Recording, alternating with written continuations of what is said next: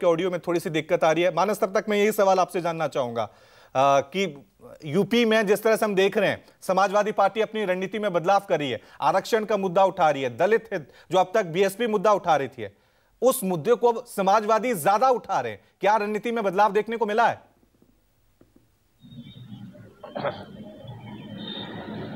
देखिए, बिल्कुल निश्चित तौर पर समाजवादी पार्टी ने अपनी रणनीति में बहुत बदलाव किया है और आप देख रहे हैं कि लगातार जिस तरीके के बयान अखिलेश यादव की तरफ से या समाजवादी पार्टी की तरफ से सामने आ रहे हैं, निश्चित तौर पर आने वाले समय में आप देखेंगे कि अखिलेश यादव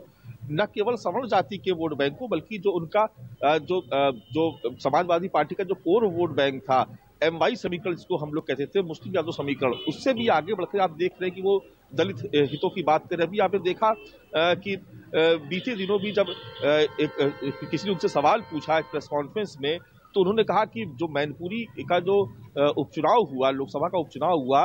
उससे आप लोगों को समझ आना चाहिए कि हम किसी एक जाति की राजनीति नहीं कर रहे हैं, किसी एक वर्ग की राजनीति नहीं कर रहे हैं। मैनपुरी में तमाम लोगों ने, तमाम जाति और धर्म के लोगों ने एकजुट होकर के वोट किया, समाजवादी पार्टी के हक में वोट किया, तो हम इसी लकीर को आगे लेके जाएंगे, हम इसी एजेंडे पे आगे काम करेंगे। यानी बिल्कुल स्पष्ट था कि जो एक दायरा था समाजवादी पार्टी के वोट बैंक का, उससे कहीं आगे बढ़ना चाहते हैं अखिलेश यादव। और इसमें यही वजह है कि जो अभी जो प्रोग्राम तय किया गया है समाजवादी पार्टी की तरफ से कि हर नेता कम से कम 30 दिन में 10 दिन जिलों में जाए, स्थानीय स्तर पर लोगों से बात करे, सभी धर्म सभी वर्गों के लोगों से बात करे और स्थानीय स्तर पर जो समस्याएं हैं उनको उठाया जाए, स्थानीय स्तर पर कार्यकर्ताओं से बात की जाए। यानी बहुत माइक्रो मैनेजमेंट कर रहे हैं अखिलेश यादव और आने वाले समय में ऐसा लगता है कि उसके कुछ अच्छे परिणाम भी देखने को मिलेंगे। ठीक, ये देखना, ये माइक्रो मैनेजमेंट कांग्रेस भी कर रही थी गुजरात में, कहीं नजर नहीं आ रही थी, लेकिन नतीजे माइक्रो ही आए वहां पे। राजीव जी, आपसे मेरा वही सवाल है, मुद्दे हावी रहेंगे क्या साल 2024 में? चेहरे और पार्टियों से ज्यादा मुद्दे, क्योंकि हमने देखा हिमाचल प्रदेश की बात करें, ओपीएस का मुद्दा बहुत बड़ा मुद्दा था, और कहा यह जा रहा है कि साल 2024 में जब लोकसभा चुनाव होंगे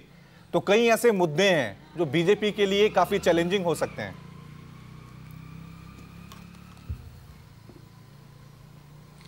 देखिए, मुझे लगता है कि 2024 के लोकसभा चुनाव में विपक्ष का बड़ा मुद्दा ओपीएस होगा और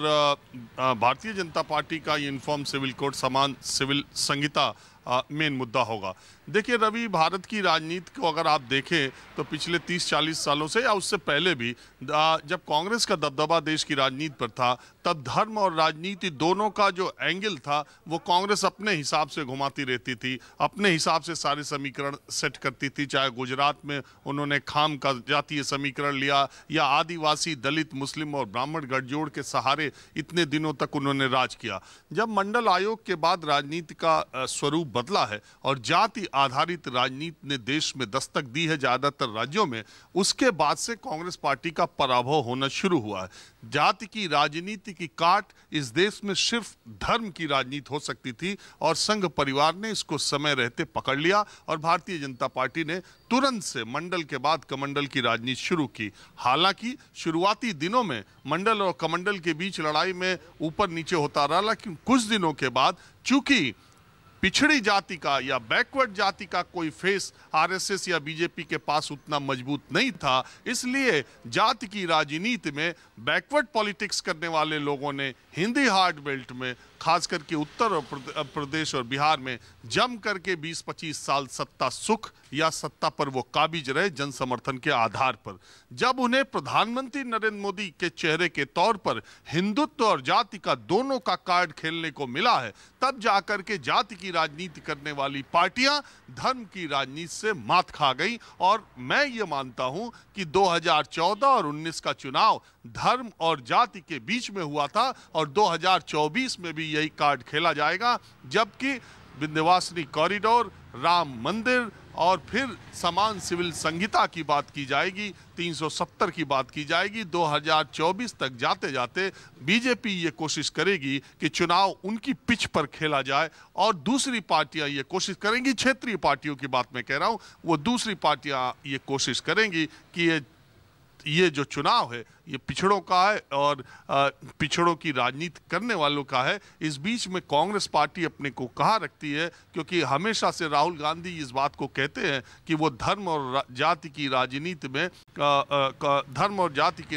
में कांग्रेस नहीं पढ़ना चाहती है। तो जब जमीन पर जमीनी हकीकत यह है तो फिर राहुल गांधी इसके बीच से एक अलग लाइन मुद्दों की, बेकारी की, महंगाई की, बेरोजगारी की, मोहब्बत की कितनी खींच पाएंगे, ये आने वाले 10 विधानसभा चुनाव में पता चल जाए।